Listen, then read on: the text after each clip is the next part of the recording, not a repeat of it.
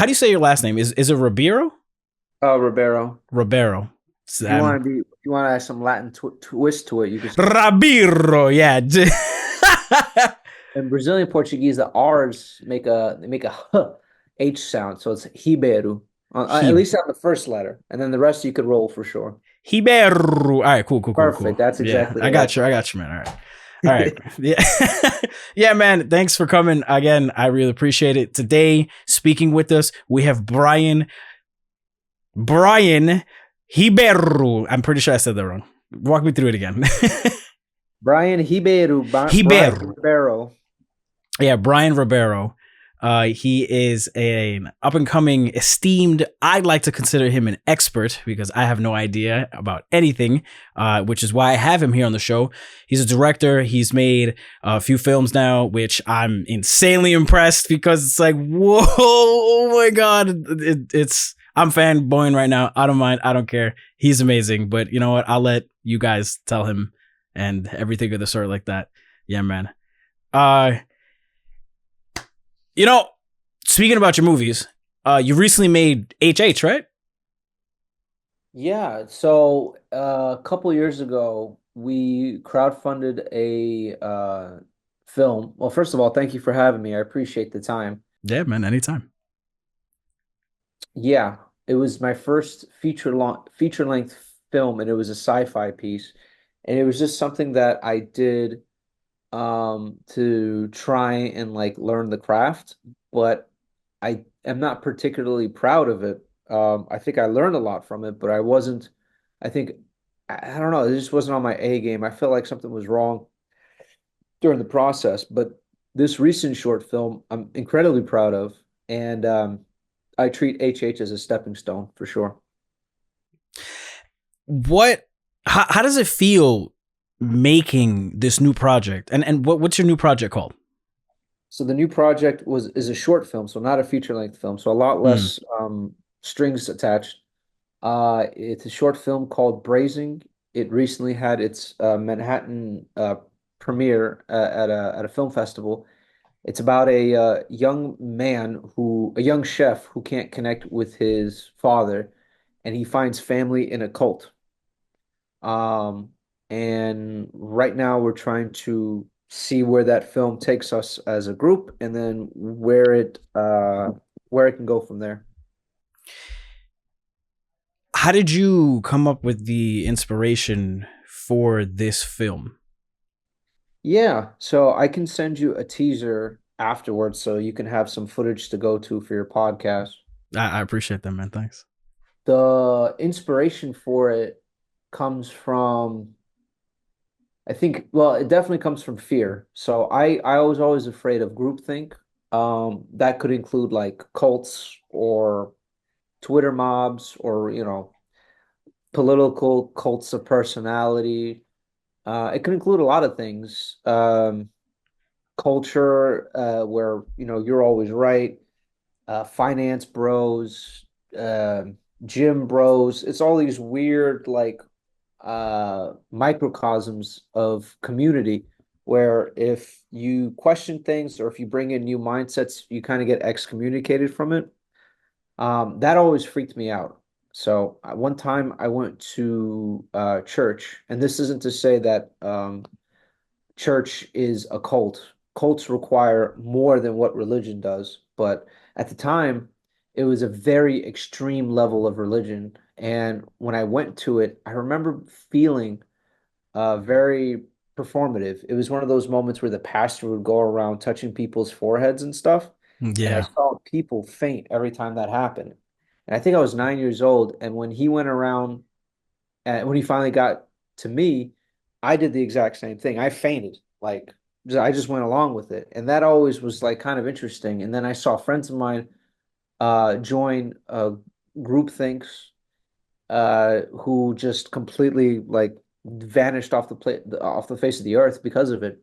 So, and I just spoke to people who were just so adamant about their person that they like admire that they wouldn't accept any criticism. So I've always had like an aversion to this kind of stuff. Mm. Um, I don't know, maybe it's the hipster in me, but I just didn't like that kind of I don't know, just That mob that mentality. yeah, that lifestyle.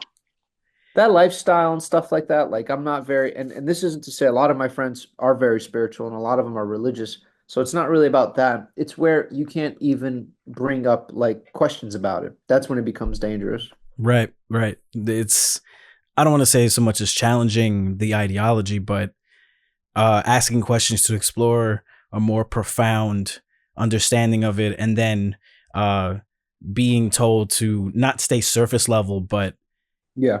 don't ask questions. Take what we spoon feed you, and that's the answer, and that's the truth. No, I know a few churches and organizations like that. A lot of multi-level marketing, a lot of selling. Yeah, that's oh, dude, that's a great example. I used to be in one. I was in Amway. Oh, Uh, yeah, I think and everyone has been in Amway. yeah, for real. So I was in there in early college. I got suckered in. It cost me like $200.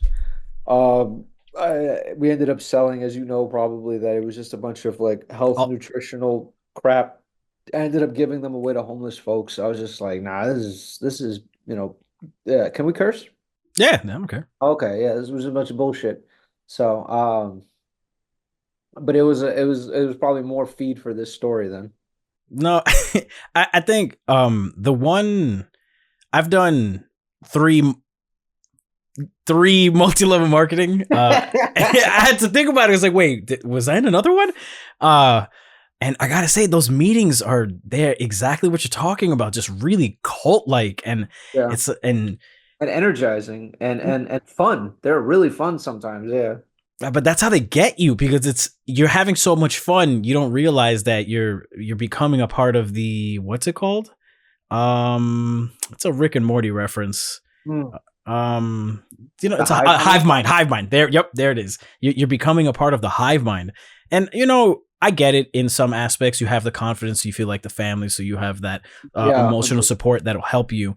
But you start to lose yourself because your friends, you start approaching them, and then when they don't want to help you, they give you very specific instructions on how to overcome that Mm. initial rejection, and you end up losing a lot of friends that way, which it's not a Yeah. good thing. It's not a good thing, No, man. I remember I presented some friends a multi-level marketing scheme of some sort. I tried to get them into like my circle of people to spread the hive mind to other people Right. like that. I was completely ineffective. I totally botched it. I was very bad at it. And I started to realize this was stupid and stuff like that. And I felt like I was using my friends to spread more of myself as a result. And it all felt really weird and just greedy and just icky at the end of the day. No, I know exactly what you mean. There was one that proved to work, but that's only because I was selling a product, not an idea. I used to sell knives. I don't want to name any organizations. No, of course not. Yeah, but I used to sell knives, and the only reason why I believed in the product was because those knives, they had a not a lifetime guarantee of the product, they had a forever guarantee, meaning if you break it, you send it back and they give you another one, no questions asked. Oh, okay. Well, And then yeah, that's an entrepreneurial honor for sure. right, and I was 100% on board with that, Yeah. and I made some decent money, which was great. But Oh, no good. names, no names. But back to what we hear about. Yeah. So this isn't your first film. You've made a few other ones. Modevil and Persephone, right? Oh yeah. So Medieval was my college thesis, probably around the time that we met. And then phosphine, it's pronounced phosphine. It's like Oh, a, sorry it's about that. no. It's like a really interesting term.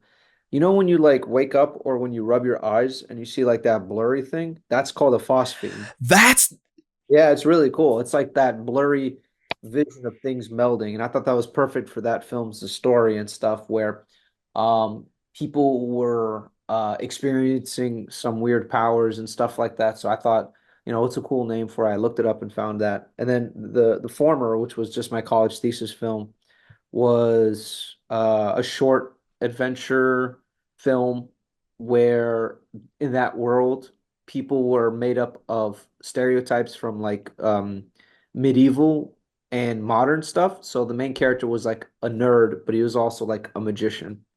And whenever these characters would interact with each other, it would turn into like a big like battle in the aesthetic of 16-bit Super Nintendo animation, stuff like that. I know that you're a gamer. I'm a Yeah. gamer as well. So it was an ode to my first love, which was gaming. Not my favorite love, but definitely my first. Um, and the that world in of itself. And then Phosphine was just an exercise after HH, which was my feature-length film. So I don't have to spend 2.5 years of my life on a project. Phosphine was very quick. It was just less than a year, and it was a good time. You know, I hear these things, and the first thing that comes to mind is, all right, so you're a director, and I think about it, and I'm like, man, I can't even begin to imagine the level of complexity that you have to organize, not only in your mind, but you have to translate your vision, and then you have to write out all your steps. Of course, you have help along the way, but you still have to stay on top of all of that just to complete your vision. That being said, what, like, I think for people who don't exist into that world, what does a day-to-day look like? Because to us, we just see the finished product and the magic, and that's what movies are. They're magic, the storytelling behind it. But you walk on set, what happens? That's a good question. I got into the industry through video editing, and I've never been paid as a director. So my bread and butter is video editing, which is the last end of the film. That helps a lot. I've written and directed all of the films that we've been talking about, but my brain goes automatically to that finished product already. And sometimes I do skip some of the steps. So to help me with that and going into the day-to-day process, for me, it's preparation, storyboarding, and making sure the script is on me at all times. Because not dissimilar from a lot of people who might be listening to this podcast, for me, it's not a one-man army, but I do have to wear multiple hats. So I do have to make sure that, for example, things are being said in the way that they need to be said so that the day after it needs to fit into that other puzzle of a scenes where somebody says the other person says door or something like that. I have to make sure they fit in the edit. So yeah, it's really just about I think in this recent short film, I made sure I wanted to set the standard early. So we shot, for example, so with Braising, it was, I think, a 4 or 5 day shoot. And our very first day, we were shooting on an incredibly hot day in, I think, 90-degree weather in the summer of Sheesh. last year. Yeah. And we were shooting in a backyard that I rented out for the film, where a bunch of these volunteers would serve unhoused people food because the film focuses on the art of food and its personal uh, intimacy. It's the only thing that you eat as an art form. At least that's what I believe. And we go in that day in the morning, I think like 6, 7 a.m. and make sure the whole set is designed. My girlfriend was helping me. I had friends coming over as well to help volunteer and people started trickling in. And then once we got everything set up and the actors were there, and we had to call action before everything. Once everything's set up and we call that action, I made sure to set the standard by saying thank you everyone for being here. You are a part of this project and you're trying to help create a vision. But I do want everybody to remember that this is playtime. If you have an idea, let me know. But right now, we're all in a sandbox together, and I want to make sure we create something that's cool. And and then I said action. So once I said that, that took all the nervousness out of me, and I hope everybody else as well, because personally, I'm not introverted, but I am very, very nervous person. Especially with something like that, because I'm not, you know, just that's not my realm. Usually in the realm of what I was going, which was gaming, it's way more isolation based and Yeah. stuff, playing in Yeah. front of the screen, as you know. But now I have to collaborate and depend on people and stuff like that. And it's not an easy transition. So yeah, I think that helpfully maybe helps potential other artists in the future is to make sure you're prepared, discuss with people you trust, and whenever the project does start, whether it's something else that's film or game or painting, if people are in the room, make sure you set the standard. Nah, I completely get you, man, and it makes sense. And since from your previous films up until this your last one, there's obviously been a growth and a change. So you've taken all that experience and applied it forward. Um, were there any challenging parts in casting? Oh my God. Yeah, in this film, I wanted to hire an actor who had experience more Mm, than I ever had as a director or in any field. And we were able to, through the help of some friends that gave me their access to IMDb Pro, I was able to find a bunch of agents. So I just cold emailed, meaning I just emailed them without any introduction, just like, hey, I got this project. And a lot of people wouldn't do that. It kind of freaks them out. It's a very network heavy business. But I was like, you know what? I'm gonna take the risk, see what comes out of it. And I explained the plot in the price range for the project and its role. And a couple of casting agents who represented a whole bunch of different people mm. responded, but they didn't really work out, or things just didn't or they just fell by the wayside, or I didn't know exactly what the process was. But one was receptive, and it was this gentleman named Nathan Darrow, or his agent, who I don't remember the name of, responded well to the plot about cults and family and food. And yeah, I chatted with him for about an hour about all this stuff, and he was in it.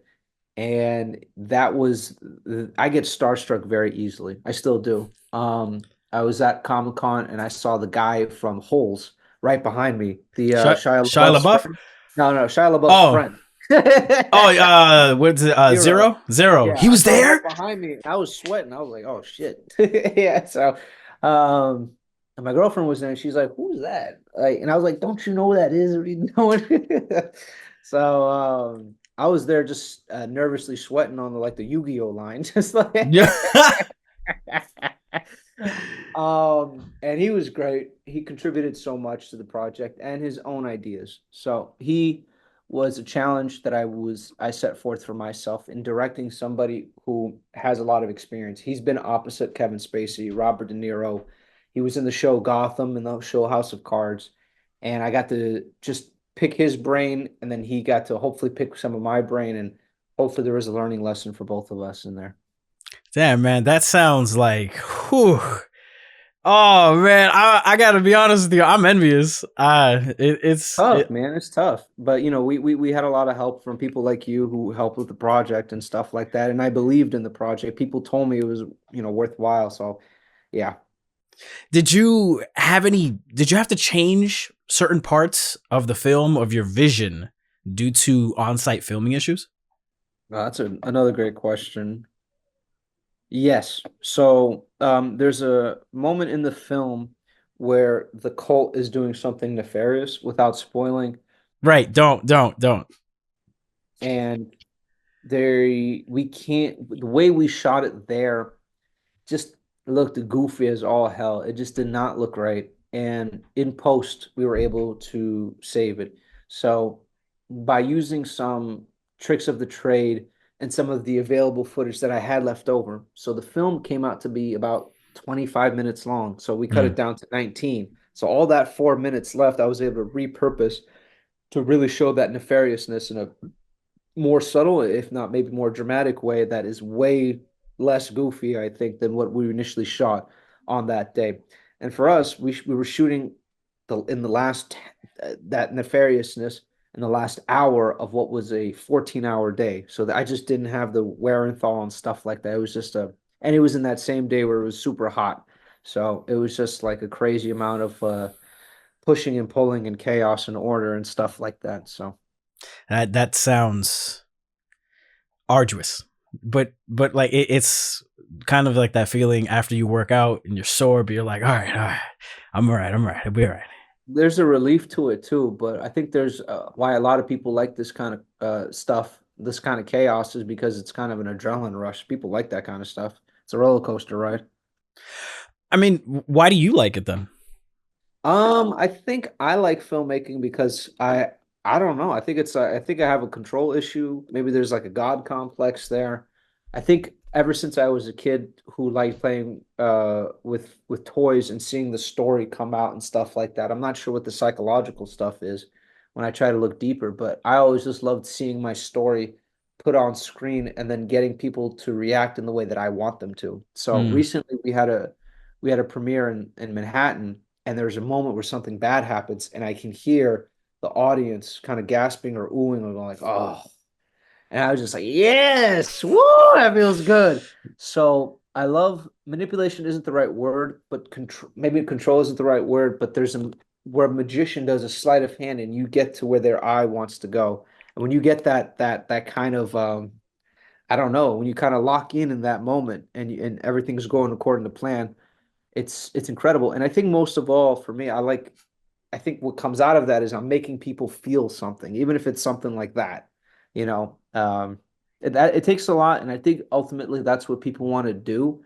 That's what ultimately people want to experience when they go see a movie or even play video games often enough is they just want to feel something because our day-to-day lives can sometimes numb us so much. yeah, no, I get it. I completely get it. It gets mundane. The monotony of it becomes just disheartening. But then it's people like you that just change it, man. But that's how I feel about it. I'm a huge movie fan. Right. Um, did you always know you wanted to be a director? How did you lean into this? I think it was in college, man. I was in Parsons, the new school for design, which is known as a fashion school.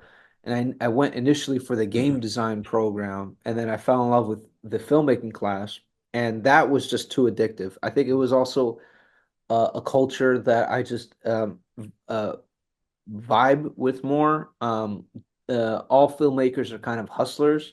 They're Mm, kind of survivors. They're all kind of liars and cheats. And I like that. I like the energy. I like that they wanted to do what they had to do what they had to do to get their like they couldn't get a permit, so they just shot in the subway in the corner or something like that because they wanted to get their story expressed in a certain way. And I just always admired something like that. And um, yeah, it was that moment. But I had always been a fan of storytelling in some way or another. I love comedians. I love magicians. I love people who are able to orate or dictate a story, a narrative of some kind. Video games included, comic books, films, TV shows, even museum pieces where it's a little bit more abstract. There was this one where me and my partner went to the Museum of Moving Image, I think in Queens, and it was just like a painting being uh, just right there on the wall, and there was like a garbage bag on front of it, but there was a couple holes through that garbage bag so you could see the beautiful painting behind it. I was like, oh, that tells a lot about, for me, humanity. All these holes and stuff like that through the ugly veil of it all, but you could see there's like some true miracles. But at least that's how I interpreted it. So anything like that, any kind of narrative of any kind is something I'm a fan of. yeah, no, it makes sense, and it sounds like movies have had an impact in your life as well. Art Yeah. and just the industry in general. That being said, what are some of your favorite films? Because I think, well, yeah, let's start with that. What are some of your favorite films, and then we'll go into genres too. Oh, yeah. My favorite film, I think, arguably is the first film that confused me, which was this it's like Crouching Tiger, Hidden Dragon. It stars Jet Li. It's called Hero. It's from 2004, I believe. The director Zhang Yimou made a very like soft-spoken action film about a guy who had no land and he had no country and he wanted to assassinate the king who took that country away from him. Mm, And it was very beautifully told, beautifully composed, and beautifully shot. And I didn't understand it at first. I was like, "What's going on here?" It was subtitled, of course. I just didn't understand like the bigger picture, like what was the point of this film. And I remember Quentin Tarantino was saying about this film that this is like an incredible movie, and it took me a couple of years to like understand it. I was what, like 13 or something like that, just a dumbass kid who didn't know anything. coming in from, Mount Vernon, New York, not knowing what the hell is going on and stuff like that. And when I saw that movie from the rental store place that when they used to have them back in the day, it's weird, but I like it. And then it just kept going up from there. Like I love Iron Giant. That's my favorite animated movie. Um, Whiplash is a recent favorite of mine. Moonlight, El Postino, which is one of those foreign language films from the 80s about an Italian postman and stuff like that. But I love all movies. The only ones I really typically don't adhere to, genre-wise, are musicals. It's just too theatrical and it takes me out of that world. So Don't get me started. I have with one of my friends, I have this heavy debate on musicals that and there's nothing against musicals, but no, Howard Ashman from Disney, God rest his soul, who made The Little Mermaid, and he had a hand in creating the Renaissance films of the 90s that we grew up with. yeah. He said that musicals are better suited for animated films instead of live action or theater because of the believability of it. We know in our world, these things don't typically happen. Yes, people break out into song, but now I'm speaking personally, it ruins the flow of the film and the plot because it adds a hard change and a hard stop. And it breaks the magic that has me held, because if you just go off and start singing, I don't know, man. But if we're talking about the Disney world, and we're talking about how, like, okay, we'll take a Goofy movie for example, and his antics. You could see a piano falling from the sky and him hitting it, or you can see somebody getting into an axe fight with fire. Like, those are the kind of things that it's like, yeah, of course, that makes sense. It makes sense for that world, but not in our world. Now, that's not to say that there's certain musicals that don't blend that in beautifully. One of my all-time favorite musicals of all times, not High School Musical, is Les Mis, and it's escaping me, Sweeney Todd. Yes. Yeah. Yes. Is beautifully blended perfectly. And I think Johnny Depp really captured that brooding individual. Like, you never know who Johnny Depp is whenever he is in his films, but that one specifically. Yeah, and I think because Sweeney Todd already lives in a hyper reality, maybe you're right. Maybe in theory that hyper reality lend itself to pushing the boundaries for what can be real, especially with Tim Burton films, you know what I'm saying? Yeah, So yeah. this idea of somebody breaking into song, you won't have to suspend your disbelief that strongly for that to happen. Whereas something like, West Side Story, or some of the recent films and stuff like that have hit the zeitgeist. I don't know. I just never got into it. But I'm not much of a theater kid, and I think if I were, I would have liked something like that more often. But I'm not. I love somewhat grounded stories that are based on more or less simple things. So things even like Lord of the Rings and bigger epics were things that I just couldn't connect to because I don't know what a Valfor is, or any of these things. So, but I am nerdy about them in some way. I love and appreciate them, but my favorite video game IP of all time has now reached this level of lore at this point, and it's lost its initial core of, hey, I just want to look for my friends. These kind of things is what I really look for in films and stuff like that. Like The Matrix is one of my favorites and stuff like that. But it was about a guy looking for identity, where his place, where he literally was in the world and stuff like that. So that was the core of it, and then all the cool stuff that comes after is just icing on the cake, really.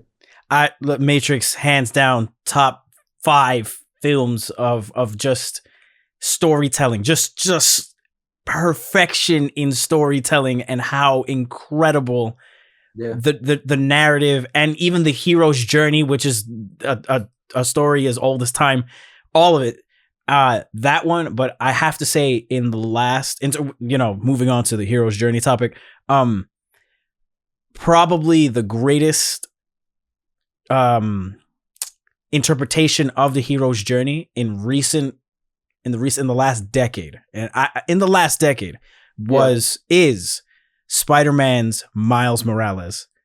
Yeah, yeah, his is really good. And his is a story that's still unfinished. So I'm curious to see what's going to happen with the third film for him. The only qualm I have with that film series so far is like, and this is a problem with the Lego movies who are the directors of the Spider-Man, is just let the more serious stuff breathe for a little bit. That's all I ask. And I think they're starting to go towards that. But I noticed Yeah, when I rewatched the first film, um the that it was just they didn't trust the audience, or maybe the producers, the Sony people didn't trust us for us to live in that like misery for a second, especially with a character like Kingpin who like lost his family. I'm like, yeah, let that thing settle a little bit, you know? yeah. That part was it wasn't touched on. It just gave enough motivation for the antagonist to say, "This is why I want to do this. This is why the antagonist." They didn't. It didn't really sink in. It was just like, okay, I lost my family. Yeah, what does that Yeah, mean? I'm just gonna. Or Yeah, who was I before that? Yeah. right. It was just like, I'm a guy. I lost my family. I have money. I'm gonna do whatever I want. It didn't hit, and I know what you mean. Um, the second film was far superior compared to the first.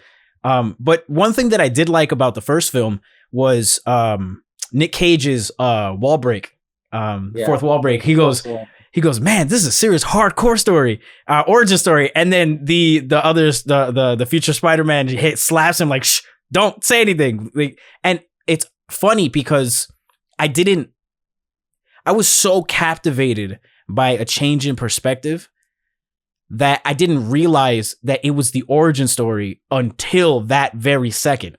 So how it unfolded, I was like, oh wait, Uncle Ben, because up until then I didn't know who was gonna go. There Yeah. was no Uncle Ben. There was, yeah, it was his uncle, but not. We don't know who was gonna go, or at least I didn't. Maybe I don't. I was just too wrapped up into the film. That's just me though. Yeah. Uh, I am curious about something though, because we're talking about movies. We're talking about your passion here and how you unfolded into it. How does somebody on the outside, Mm. how do they get into this industry? Where would you start? I don't think I'm in the industry, honestly, so I'm not the person to really ask. But from people who I've asked about how to break into the industry proper, it's an incredibly high wall to climb and get over. It's a very network heavy, incestuous business. People know everyone and stuff like that. And the only way to breach that veil is to make some good shit. And the only way to do that is to find like-minded people who are talented and who are smarter than you, and collaborate with them and try and constantly make movies. And now there's very little excuse for that because your phone is better than my camera was 10 years ago that I used for my short film Mod Evil that was about goofy characters fighting each other. Like the iPhone or the Android that you're using, or sometimes whatever in between, is just as powerful. And then you get to learn about the process, watch a bunch of movies, of course. And if you're going to make a short film, watch short films. If you want to make a series, watch series. But also absorb things from other places as well. It's not wise to just continue on. So for us playing video games, there's a lot of just great stories and great characterizations that you could pull from that. For example, if you're going to make a horror film, see about the new Silent Hill 2 remake, for example. See how they interpret the characters in that world and see if they can't pull from that. Or even if it's not a horror film, see how that character in this video game goes through his hero's journey and how the game makes you feel like you're part of his journey. Maybe you can interpret that into some of your film. And then also other weird places. Look into reading about politics. Go to the museum. Pick up a book. These things you'll pull a bunch of different like inspirations from for sure. Because my inspiration for a short film about cults wasn't necessarily from watching a movie about it or anything like that. It's from personal experience and then bringing food into it and that kind of like dynamic, and it's kind of like cult culture as well that I've sort of learned about by watching things like The Bear and talking about and speaking with friends of mine who are cooks and stuff like that. They just kind of like show that keeping yourself open for winds of inspiration to be there, I think is important. Yeah, no, that definitely makes sense. And you mentioned iPhones, which actually leads into my next question. So I'm really glad that you mentioned that. There are movies now that are shot with the latest iPhone, and Yeah, it's insane to me. These handheld cameras and the technology that's ever growing and changing, has it made the filmmaking process easier, or is it more is it complicated than ever? that's another great question, man. I think it's created more films than ever as a result. So you kind of dilute the product a little bit because there's so much of it. But I think that's the only way for you to democratize filmmaking is to introduce technology that is cheaper and maybe not as effective, but close enough that people of color or people of different backgrounds or people of different incomes can go into a film, into an art that was normally just included, just were for the hoity-toity, the elite, the ones who could afford it back in the 70s and 80s. But now, since the 90s and certainly at this very present moment, you can get stuff for free, or you can learn how to do it off YouTube. There's just so much information out there that if you want to do something like it, it's just there. And sometimes it's hard to sift through. So it might be helpful to go to school or it might be helpful to find a mentor. But I think as long as the passion is there to learn, you're going to and stay humble throughout the whole process, you're going to find yourself making some pretty cool stories. At least that's how it was for me, and that's how I've learned from other people. Yeah. Have you ever thought about going into the acting role, being in front of the camera? As Just yeah. to, just to learn how to be a better director, yeah. So I've been meaning to go to a seminar for actors every week that they host, but they've been only doing it for kids lately near my town. But I want to do it. I want to do an exercise for it. I want to bring certain friends of mine as well that can, because I get performance anxiety in that sense, being on a stage. And so do my friends, funny enough. And if we went to it together, I think there's something that can be created or something that will come out of our shell and we'll discover during that process for sure. I have a huge respect for actors because arguably they're more disposable than video editors. They are just like dime a dozen. And I don't mean that in terms of skill. I mean that in terms of quantity. New York, especially, along with LA, of course, there's just actors everywhere you go. Every networking event I've gone to for filmmakers, most of the people I meet are actors because they are trying to get their name out there. They're trying to be in front of cameras. They're trying to sharpen their skill set. And it's tough because it's just not a very lucrative business. You know, you're very smart. You got into a job field that is stable. Um, Not us, you know. We make the dummy-headed decision of trying to go into this very the ground is just it's just the tectonic plates are just moving at all times. The ground is not stable. We just have to constantly figure out how to get multiple jobs or have one stable job while moonlighting as an artist in whatever way to keep ourselves emotionally fulfilled. And then eventually try and find a job out of it. But the percentage is very low of us actually making a career out of something like this. And then if you go into my field where you can get corporate and commercial, that's also just not stable. What I do primarily is video edit. So I don't really get the chance to have full-time jobs because it's very contract heavy. So I can't imagine how it is for an actor. So I have a lot of respect for them in that sense. And I think going to school, mentioning what I said before, can just maybe help you get a day job while, you know, you have that acting credential on the side that you can absolutely, but you know, economy, that's why we need people like actors, the more because they can really help us connect to what I was talking about before, and that's just our inner feelings. Talking about technology now, AI has shaken up anything technology related. Yeah. you're right in saying, in terms of my day job and what I do, it is semi secure, but I am terrified because with the way language models are handling large packets of data and enormous changes and advances are being made every single year now, I'm concerned that my job might be on the cutting block, on the chopping board real Yeah. soon.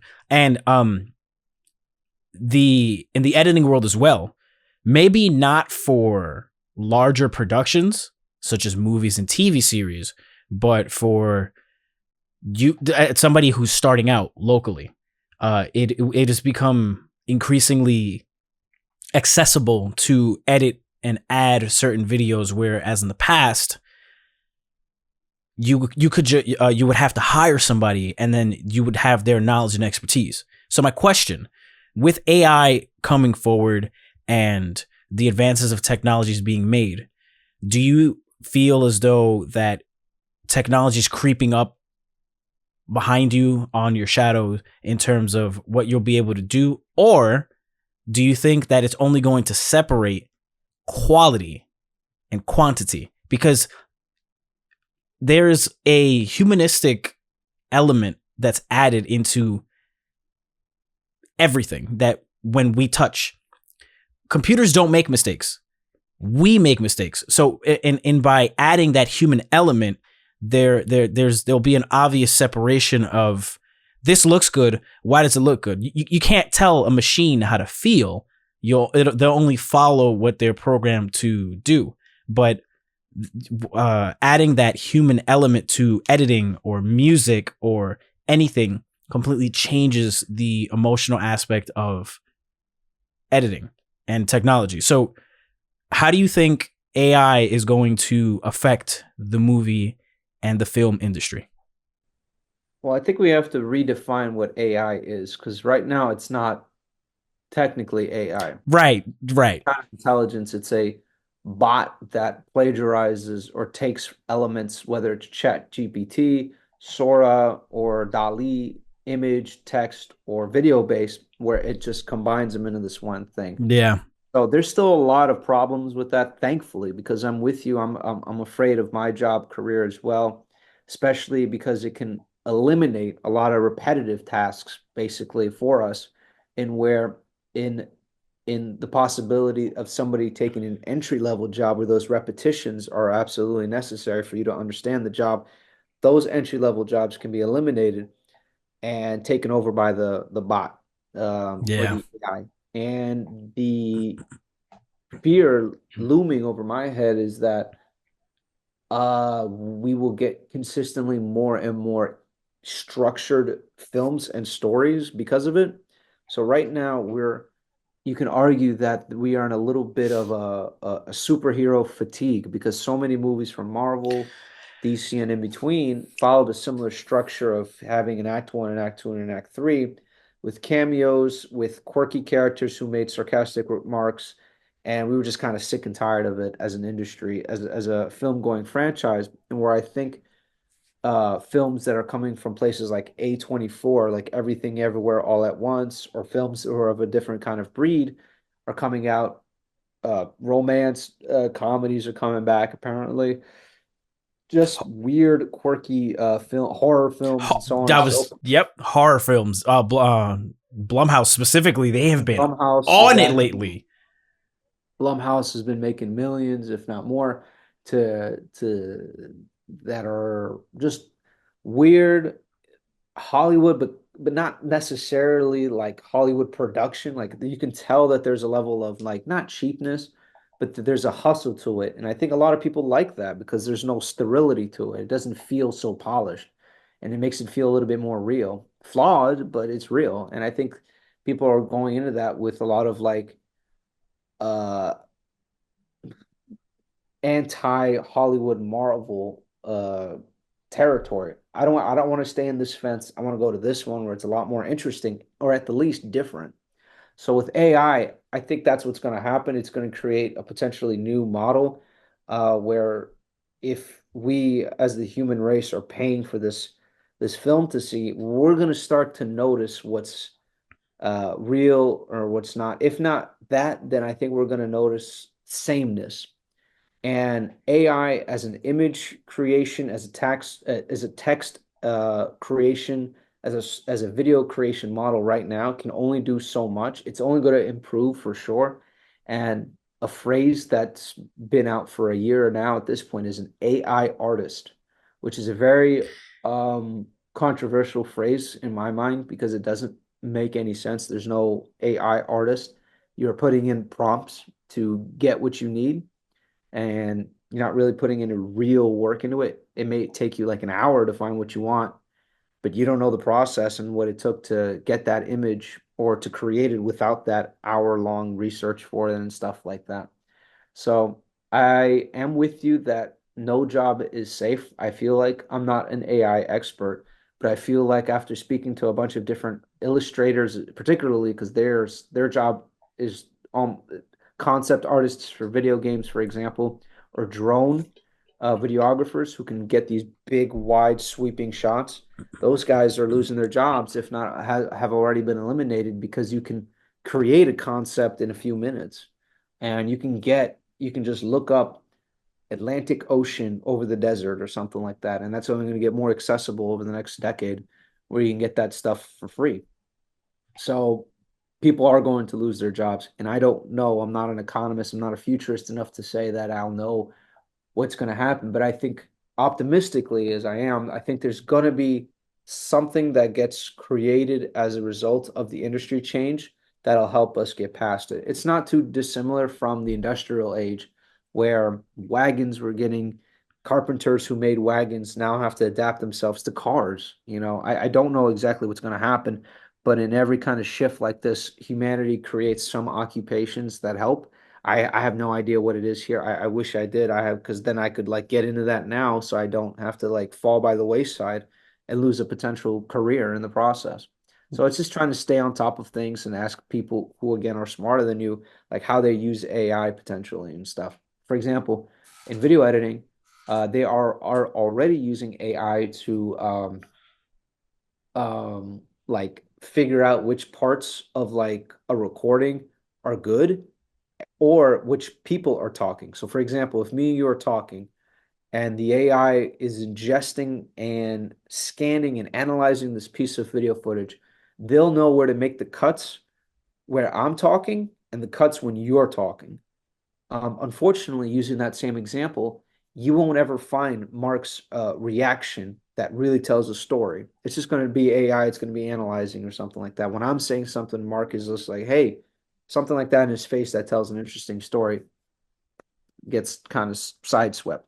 And eventually, if that kind of mentality keeps on going, we're going to start to see sameness in our arts, and people are not going to really want to go. And there's a potential like danger in that. And if the arts are gone, or if they're disinteresting to people, then we are going to lose something in the process for sure. Yeah, I agree with you 100%. And that's what I was referring to before. AI and computers and technology, they can only do so much. You need humanity's flawed touch because we're striving for perfection, and we'll never reach it. And it's that strive, it's that hustle to reach perfection that makes what we create so damn memorable and great. So I agree with you there. You definitely made some really good points and gave me some things to think about, because it's true. Whenever there's a boom in technology, humanity always creates positions to maintain that technology, so long as there's not some cataclysmic event. So yeah, I'm a little bit of a conspiracy theorist. Just ignore me on that. But I do hope that in the future we are in a place and in a position where we're not cast aside. Mm-hmm. No matter how good technology gets, it'll never be able to replace the human spirit. And then on top of that, you're right, it'll just create generic images. Like, I'll give you a great example. Lord of the Rings, probably one of the most visually incredible films I've ever watched in my entire life. Mm-hmm. They went to these places to film. You can't replace that. No amount of green screen and reality will ever convince me that these places and what they did and everything of the sort like that, I'll know it's fake. And Yeah. even no matter how good the technology gets to convince me, because I obsess over these things, the way it's edited, I'll be able to tell the difference. Like a great example is action movies. You take action movies from the 90s, 2000s, and you compare them today, they're very zoomed in. And they do that to, it's like you said, it's a trick of the trade. They do that to kind of reduce the impact of whatever it is that they're doing and showing kind of like the camera shakes and the dynamics of it. Whereas if you go back to the 80s and 70s, that's all zoomed out because they're really doing it. They're really throwing themselves off of those buildings. They're really hitting each other. They're really kicking each other. Yeah. So, Yeah, I mean, it was out of yeah. necessity in the 2000s with like the born. I'm a big action buff too, so they hit it just to show that they couldn't, they didn't have the time, budget, or interest to teach the actors how to do action. When we talked about The Matrix, they spent months training on their respective martial arts and skill sets to teach these actors how to do it because they wanted the film to, funny enough, be believable about a bunch of people inside a virtual reality world. But But ironically it enough, worked. I mean, we still talk about the Matrix to this day, 25 years on, and boot. It's just magnificent. I mean, how many? It's become part of the red pill boot. Like these terms from that film, and so Yeah. much more. The music and the visuals you see to this day in verbiage and films and art and video games, everything you could think of, because they took their time and they let their imaginations pretty much run wild with the level of authenticity that they wanted to express the Wachowskis in that film, and it made something at the time just a cultural touchstone. Yeah. I love just the ideologies behind the Matrix and the message that the Wachowski brothers were putting forth. A lot of people dislike the fourth film, but I personally adore the fourth film and how the story was told. And I rewatched it recently, and I realized that it wasn't the brothers themselves; it was their sister who directed that film. So the storytelling was different, but Yeah, the concepts behind it was incredibly profound. yeah. I mean, both Wachowskis have since transitioned, I think, into a woman, into women. And the way they interpret the world going between the virtual and the reality was always, I believe, I listened to one of the Wachowskis, I forgot the name specifically, expressed that the Matrix was always about coming out of the closet, and I never knew that. And then this brilliant video editor compared what she was saying to video clips from the first Matrix, where this idea of figuring out that you are this person was the same as Neo coming out as the one. And certain characters in the film were initially supposed to be trans, but Warner Brothers didn't sign off on that kind of stuff. Mm. So at least definitely not at the time. And yeah, it was a fascinating film for that reason alone, that it was a transitionary story, but it's so adaptable into anything that people who may not even agree with that mindset have reinterpreted for their own. That's how powerful that piece of storytelling is. That unfortunately it's being wielded by folks who, you know, not unlike the Smiths, are discriminating against people who are different than them. Yeah. The Smiths, the agents, excuse me, um, and not accepting of people of other backgrounds or mindsets. Um, and yeah, I personally didn't enjoy the Matrix, not the fourth Matrix, not because of what it was trying to say, but because it was one thing that I would have loved for the Matrix, the fourth one, to have gotten right was the action, which it did not was not filmed correctly. Yeah. Which is sad because I don't know how they made the first film and the second and the third really all had wonderful action scenes in their own criticisms. But the fourth one was just very illegible in terms of their action scenes. And I'm only saying that now because I want to make an action movie. I want to learn how they did it. I've spoken to some stunt people and stuff like that. I want to learn how that process is done. And I was excited to see that fourth film reinterpreted for with a different, older, wiser Neo and how their action scenes, how his action scenes were going to be, excuse me, shot. And yeah, You know, and I'm just gonna fanboy real quick. What I did appreciate was that they didn't do the slow mo capture, dodging bullets. that would have Right? been too much. Yeah, because that time has passed, and I Yeah, think, yeah, fair. and That's fair. the way I look at the fourth film is everything of the previous iteration of the one has been changed because this is Mm. a new installation of the Matrix. The next step, the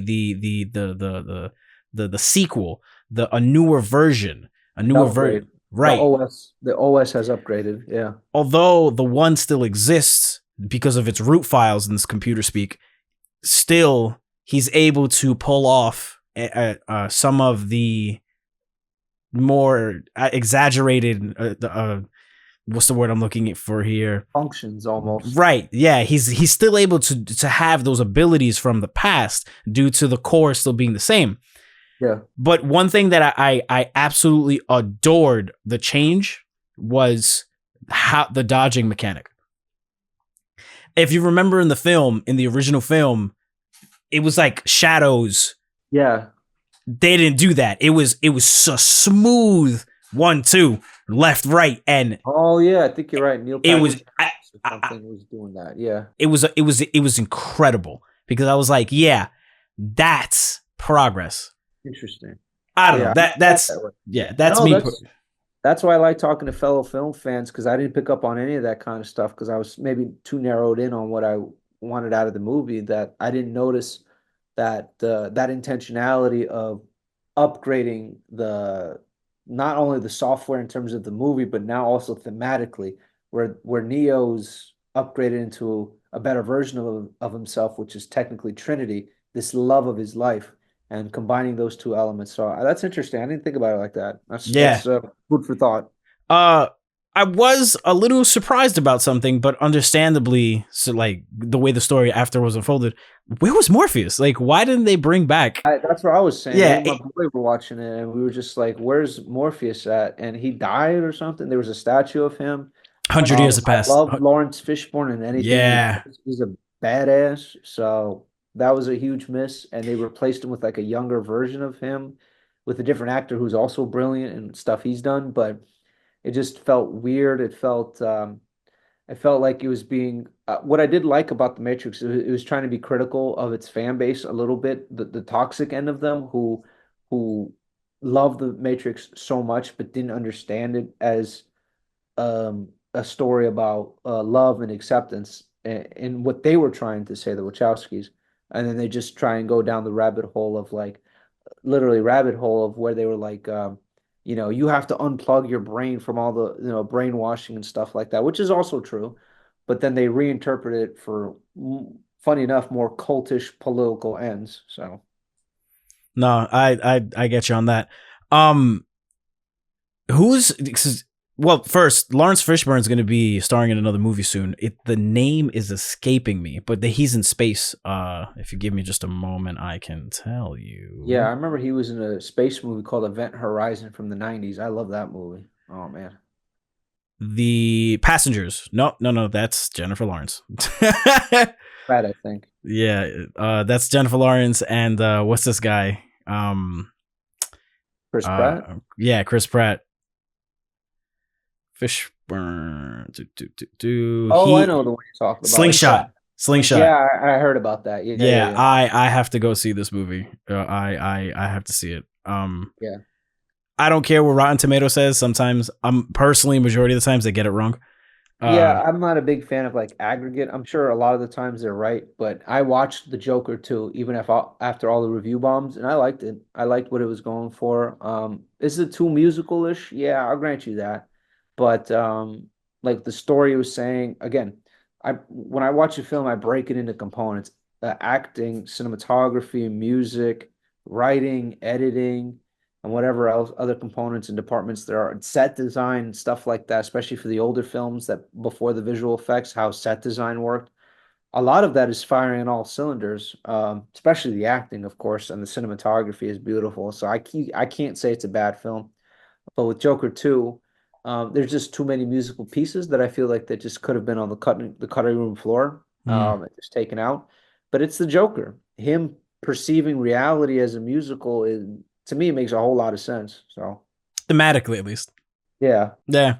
Uh, there were some theories online about the last Joker film saying that it's a prequel to Heath Ledger's Joker. Yeah, I heard about that too, and I like the nerd part of my brain that likes that kind of stuff.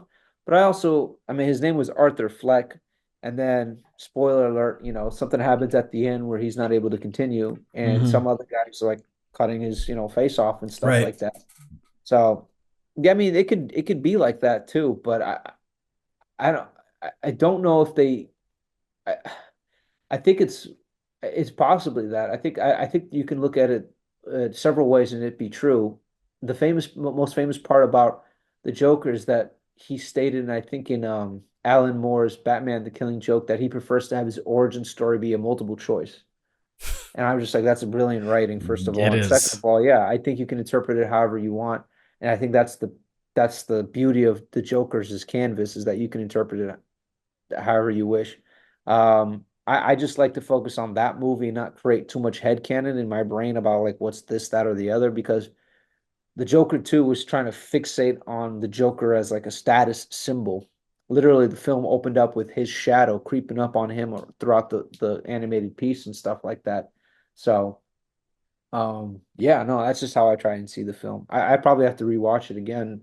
Um, but again, musicals aren't my thing, but Yeah. say that the film doesn't have any artistic value and 4 out of 10 from IGN or something like that. That's silly to me. That's incredibly silly. I'm not a fan of IGN anymore. They've recently reviewed a few of games that Yeah, which were. ones? I don't want to get there. Maybe offline.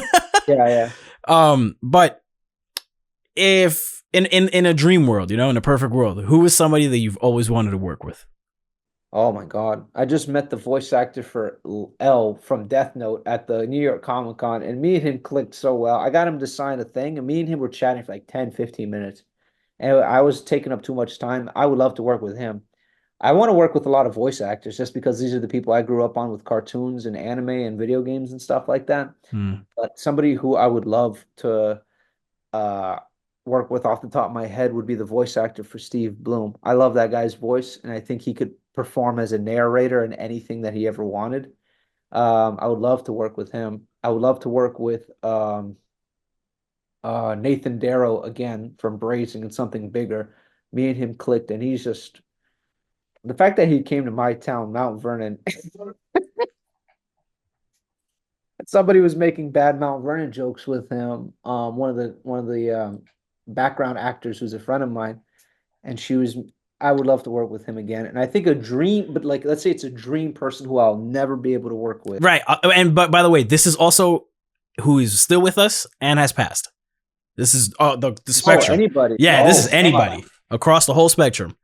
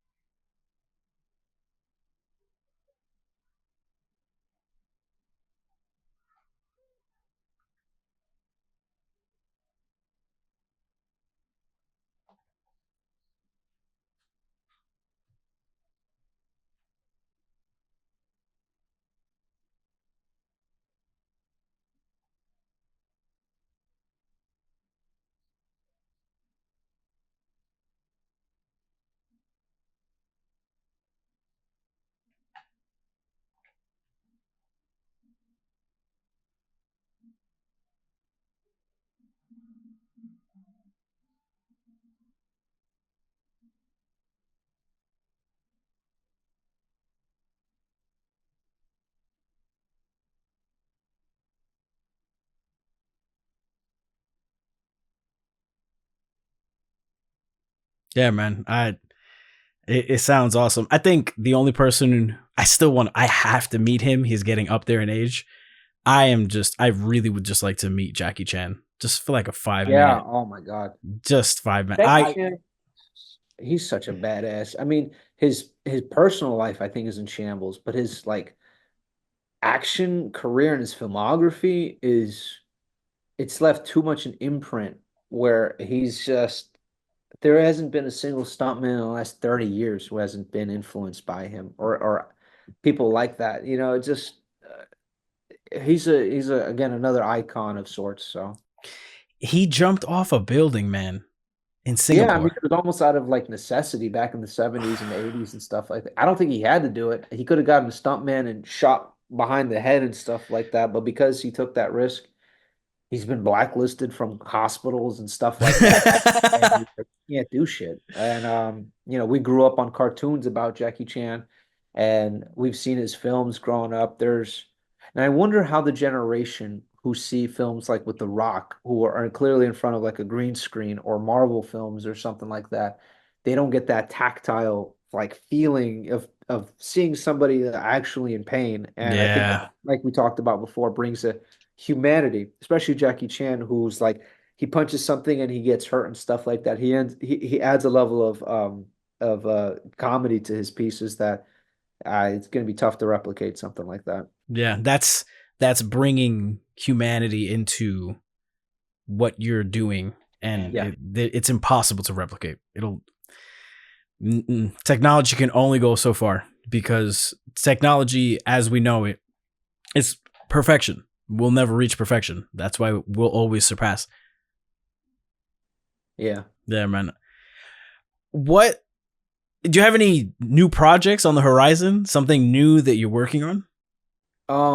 Yeah, I'm writing a feature-length film script. I'm really excited about it. I don't think I want to go down the route of crowdfunding for it. This is a massive project, and I Mm, want to make sure Braising can help open the doors for something like it. And I want to get into my foot into the industry because I've never, even with all the films I've done in the past, this is the only project lately that's been getting a lot of traction, and it's been introducing me to producers and stuff like that.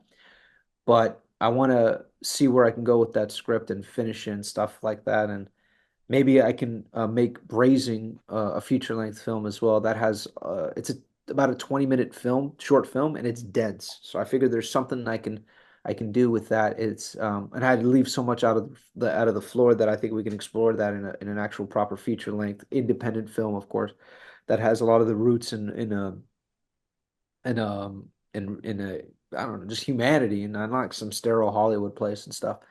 And I want to make a film festival in my town here. I keep mentioning the town of Mount Vernon. We live near the Bronx, and we're a stone's throw away from the city. You could walk to 241st Bronx in 30 minutes, and you can get to Grand Central in 30 minutes. But we don't have much of a bustling arts community here. We have them, they exist, but they're not celebrated. They're not cultivated. They're not facilitated. They're not in a room together.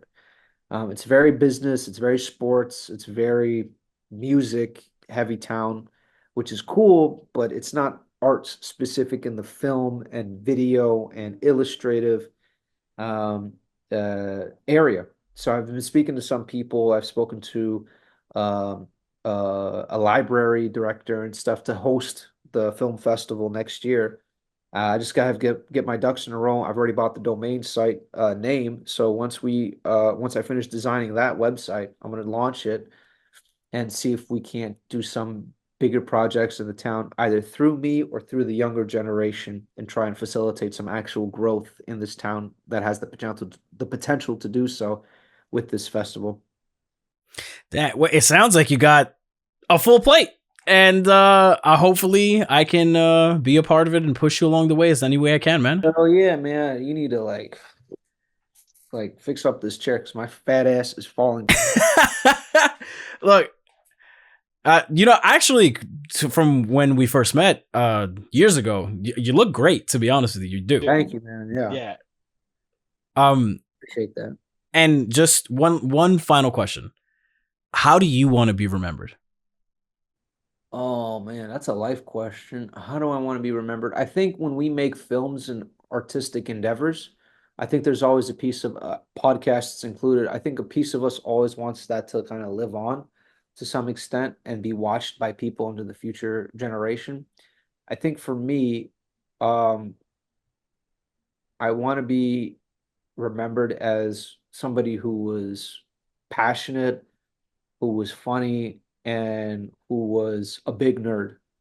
And I think you can see all that kind of stuff in my movies to some extent. I think there's things that no matter how much I try to change the genre, whether it's a drama or it's a sci-fi or it's an adventure comedy with animation involved and stuff like that, there's always these little elements that I think are still going to be there. And yeah, I don't know. That's a very emotional question for me because I'm personally not religious or spiritual, but I find you find these transcendent feelings in the things around you, in the friends that you have, the time that you go uh, dancing with your girlfriend, or you see your film in a theater and you hear people laugh. These are the moments that I sort of live for, and I think if I can spread that to some extent and people talk about it, I think in a way I'll always be, as immortal as I can be. I gotta say, man, people such as yourself, you as well, you're the reason why I started doing this. You're the reason why I got all the equipment that I needed, because that is in essence what I am trying to spread and share. Mm. So I thank you so much for coming, for taking the time out to speak with me. Give me plugins, man. Where can people find you? Where can people find your movies? The film hasn't been released yet, but you can follow the film on Instagram at Braising Film. It's just raising with a B at the front and then film. And then you can find me at Bryan with a Y 123, excuse me, Bryan Film 123 at Instagram. And you'll see a bunch of like convention pictures and nerdy stuff like that. But you'll also see like, what I'm cooking and stuff like that. I would love for anybody who does have any questions or wants to collaborate on something in the future, just hit me up.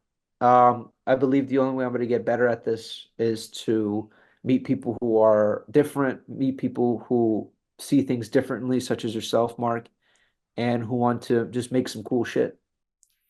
Yeah, man. Again, thank you so much for coming, and thank you everybody for listening. I really appreciate it. Guys, have a wonderful day. If it's you're listening at the beginning of the day, have a wonderful night if you're falling asleep. And don't forget, follow your passion. Have a wonderful day, guys. Thank you, Bryan, so much. You got it. Yeah.